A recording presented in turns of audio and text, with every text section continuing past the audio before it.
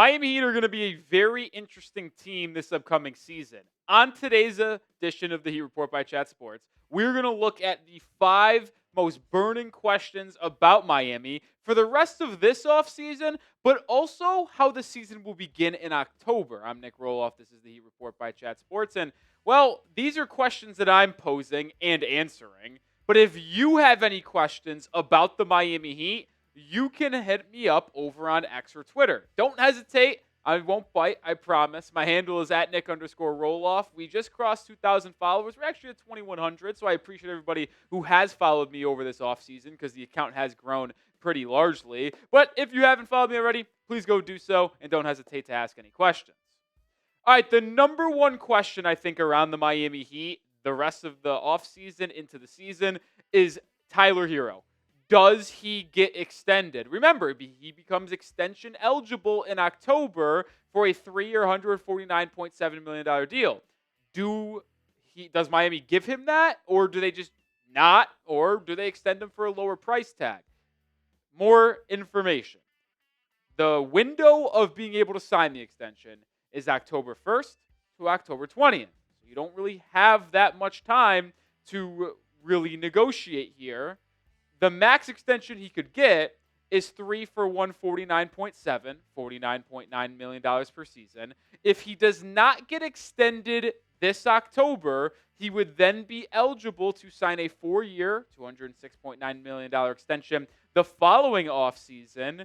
And if he were to somehow make All-NBA, which it's not the craziest thing in the world to think it's possible if the Heat overachieve with all these injuries to players like Tatum, Dame, and Halliburton, who have been an All-Star and an All-NBA player, then he would become eligible for a 5-year, $380 million extension. So there is a little bit of risk waiting until next offseason in case Herro breaks out again and becomes an All-NBA player, when you could hypothetically get him for a much cheaper price tag right now. But I will be very clear on this. I am not extending Tyler Herro if it's more than $40 million. If you go to Tyler and say, hey, we'll give you 3 for $120 this October, and he accepts it, cool, let's get it done. But if he says no and he wants the full 3 for $150, I think I might pass and just roll the dice and see what happens for another year. It would be quite the bummer if he made All-NBA. Not for him, but for Miami, because then it's like, what do you actually do with someone? Do you trade him, or do you pay him the 5 for $280 or $380? It's like the Jaylen Brown situation. Like, he's way too overpaid right now, but you also had to pay him at the time. So, like, well, I think that's the same thing Miami would be in right now. And if I'm going to predict it, I actually think Miami doesn't extend him. I know most people are skeptical and are going to be like, they're just going to give him an extension. Pat Riley loves Tyler Herro, which he definitely does. I think Pat Riley might see him as a long-lost son. But I actually believe they will be smart and hold off for a year to see where things go. Because if the Heat stink and it's proven that Herro can't be a top 2 player on a contending team, then how can you justify giving him an extension like that? So I think they're going to give it a year and see what ultimately happens. But you predict it for me. I would be typing my ends, but I want to hear what you guys have to say. Does Tyler Herro get extended this October? Y for yes, N for no. Number 2, it's not Terry Rozier. We'll get to him in a bit. I actually think the biggest question outside of Tyler Herro, for me at least, the rest of this offseason into the regular season, is how much playing time does the Heat's 20th overall pick, Kasparas Jakucionis, get? He had a pretty rough summer league, so does that get parlayed into not a lot of minutes? I mean, we'll have to see in the preseason and training camp for sure in September, but I will say, Jakucionis improved. The California Classic was as bad as it gets, man. I tweeted out a million times, I'm not panicking, I'm not panicking, I'm not panicking. But you could have panicked in those 3 games. That's how bad it was. Now, he did perform much better in the Las Vegas Summer League, appearing in 3 games, having 24 points, 6 points, and then 15 points, playing a little bit better. Now, there is a lot of things to like from what he showed you throughout the 6 games that he played. He hustled.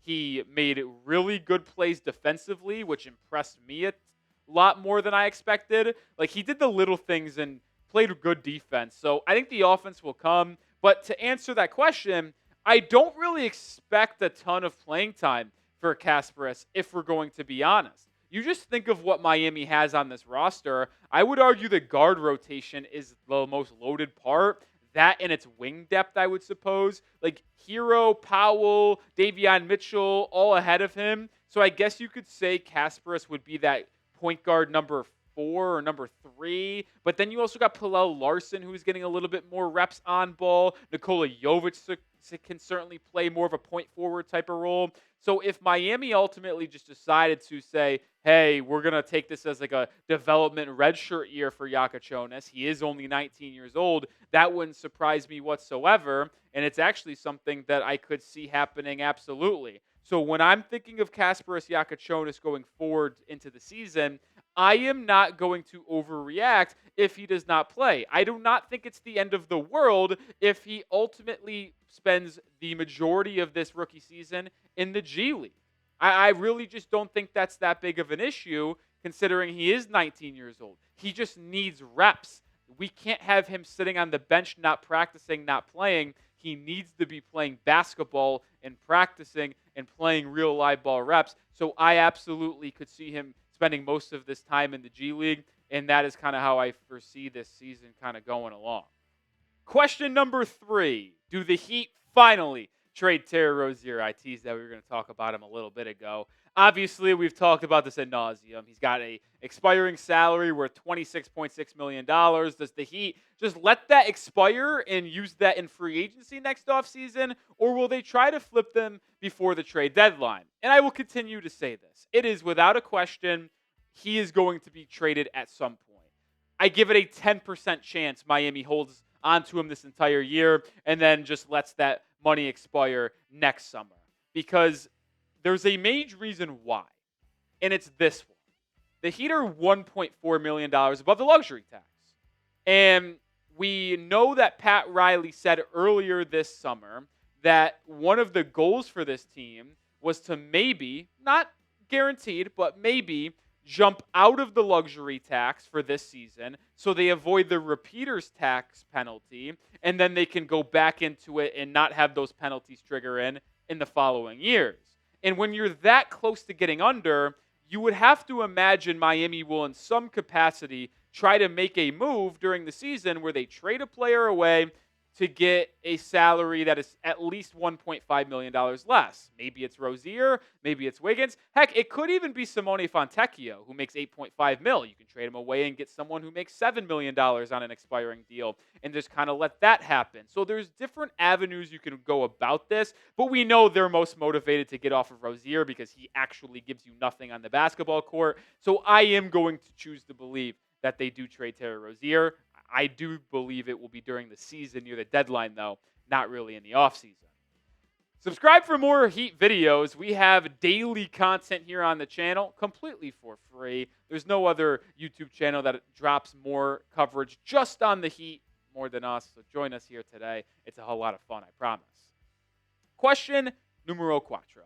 What will the starting backcourt be for Miami?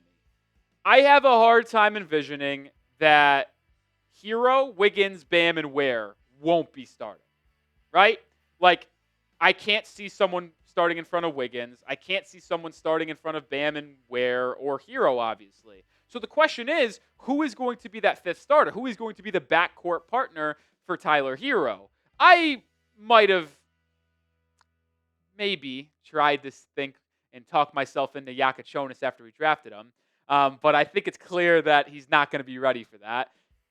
Unfortunate for me, personally. So I think the two players in consideration are obviously Davion Mitchell and Norman Powell. And if you saw the graphic we threw on screen earlier in the show with the Heat roster, I do have Norman Powell in the starting five. Like, I lean him. And he has been a long time off the bench reserve, but he started this year for the Clippers. And he was freaking awesome. It was the best season of his career, starting next to James Harden. He was averaging 21 a game on unbelievable efficiency. So it's clear that he can start. He's not like a reserve player. And when you factor in Davion Mitchell, too, like, I love Davion. He was awesome for Miami. He did a lot. He started about half the games. He came off the bench in half the games. But to me, when I watched the Heat play basketball down the stretch after the trade deadline, I thought specifically with Davion Mitchell that his best role was coming off of the bench. That, to me, when he was the most effective. You saw it in the postseason against the Cavaliers, although he did start the last couple of games in that series. Didn't matter. And you saw it in the play-in games against the Hawks and the Bulls. He, almost very similar to TJ McConnell, is more effective in the game, in the flow of the game, when he comes in fresh legs halfway through the first quarter, halfway through the third quarter, the first time you get the subs in, and just is a menace, sprinting around giving you 1,000% effort, which is what Davion does so well, and it's what TJ McConnell does so well. Now, I think TJ might be slightly better. I don't know. You could have the different conversations. Each of them are good in different things. But that is where I see Davion fitting in with this Heat roster. And with Norman Powell having a 6'11 wingspan, showcasing the offensive versatility he did a year ago, off the ball, on the ball, I just can see him fitting well next to Tyler. And I would like to see your best five start the game and Davion be that super sub sixth man off the bench, with obviously Nikola Jovic being your seventh man. All right, a couple more questions to get here to round out the show, but I want to make sure you get hooked up on this awesome deal. Heat shirt sale at chatsports.com. Get it for $16, usually $30. So $14 off, almost 50%. Take advantage today. Grab it. Links in the description and comments of today's video. Don't miss out. Sizes are running out. All right, final question on today's show. Speaking of Nikola Jovic, how will he be used? Because we are now a long time in. This is his third, or this is going to be his fourth year. We've been 3 years into the league. How is he going to be used? He's been misused his entire career. Is he a big man? Is he coming off the bench? Is he a starter? Well, he started a lot in 23-24 when he got called up from the G League. And we expected him to be a starter this year, right? That's what it was going to be. It was going to be Bam. There's going to be Jimmy. Going to be Jovic as your front court to start the year. Obviously, things went hot, haywire. Jovic only started 10 games. But they weren't really that pretty in terms of how he was playing. He was not really finding the right role for him. Now, maybe it's roster construction. Maybe he's just more comfortable coming off the bench, because it's hard to deny how much better his numbers are for the Heat last season in the 36 games he came off the bench. And this team, the way it's currently constructed, it will be off of the bench. Unless Andrew Wiggins gets traded, there is no way that they start Jovic over Wiggins, in my opinion. Could you make the argument that it would be better long-term for Miami? I think you can. I just don't see it happening. So Jovic will be off the bench. He'll be that seventh man. But the point is, he needs to be used more with his strengths, right? He is so much better in transition, when he has the ball in his hands, getting towards the cup. I just can't see another year of him being relegated to an off-ball, sit in the corner, wait for the ball to come to you, and you can either shoot or make something happen with it. I can't. He's got to be more used in the flow of the offense. He should not be touching the ball for the first time in a possession, 6-7 seconds on the clock, saying make something happen. He should be getting into the flow at 17, 15. And it just all goes back into the Heat need to play quicker. They've been one of the most slow tempo teams in the entire league over the last decade. It's why they have a bottom 10 offense in each of the last 5 seasons. So they need to get faster, quicker, younger, which they've done. They've become one of the more young teams in the NBA with how they've constructed the roster. The oldest player on the team is Norman Powell at 32. That just simply hasn't been the case over the past 5 or 6 years with Jimmy Butler and company. So they need to play quicker. They need to utilize him more. When he's on the floor coming off the bench in the 20 to 28 minutes a night, he should be handling it and creating. I want to see more big-to-big pick and rolls. Him and Bam, him and Ware. Like, I think that would be really beneficial because of how good he is up here, playmaking for others.